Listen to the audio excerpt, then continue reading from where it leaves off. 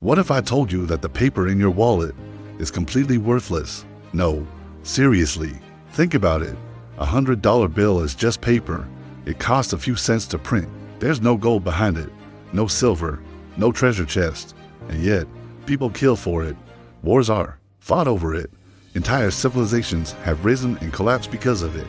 Money is arguably the greatest illusion humanity has ever believed in. But here's the crazy part. That illusion is exactly what built the modern world. So today, we're going on a journey from whale teeth traded on remote islands to Bitcoin moving billions in seconds. This is the full, wild, stranger than fiction history of money. Let's go. It's 5,000 years ago. You're a farmer. You've grown more wheat than your family can eat. Your neighbor is a fisherman. He's got more fish than he needs. Simple solution, right? You trade. This is the barter system. But here's where it gets complicated. What if your neighbor doesn't want wheat? What if he wants shoes? Now you have to find the cobbler and hope the cobbler wants fish and the fish guy wants wheat. It's an endless chain. Economists call this the double coincidence of wants. In plain English, it's a nightmare. And it gets worse as communities grow. You can't run a city, an army, or an empire on pure bartering. The system collapses under its own weight. Humanity needed something smarter, so people started using objects, not for what they were, but for what they represented. Shells, feathers, animal teeth, even giant stone discs on a Pacific island called Yap. Some so heavy, they never moved at all. People just agreed that the stone belonged to you. That agreement, that shared belief in value, that's the birth of money, and almost by accident, it was also the birth of debt. But shells break, feathers rot, whale teeth are hard to split in half when you only owe someone half a whale tooth. Money needed an upgrade. Around 600 BC, in a kingdom called Lydia, modern-day Turkey, something revolutionary happened. A king stamped a lump of electrum, a natural mix of gold and silver, with the royal seal. The first official coin was born. Suddenly, you had money that was portable, durable, divisible, and crucially, it had real intrinsic value. Gold and silver were rare. Coins spread like wildfire.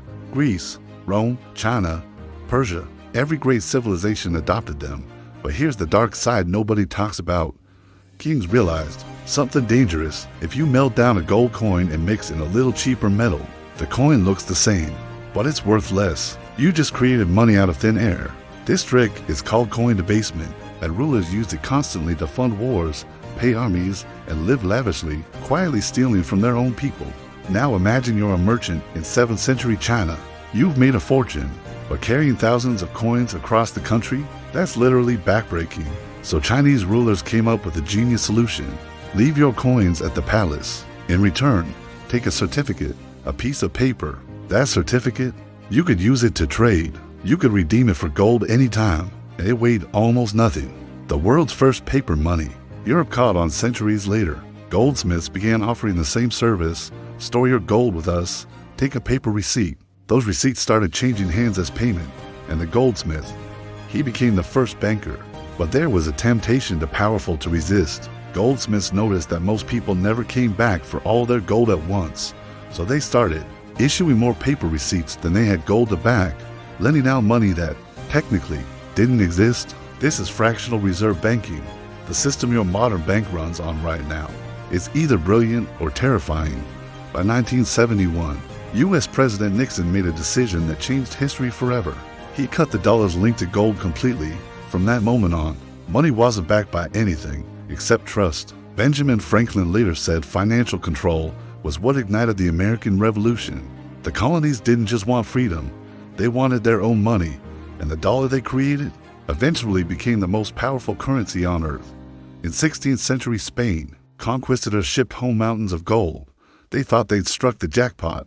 Instead, disaster, so much gold flooded in that prices everywhere spiked. Too much money chasing a few goods. Inflation.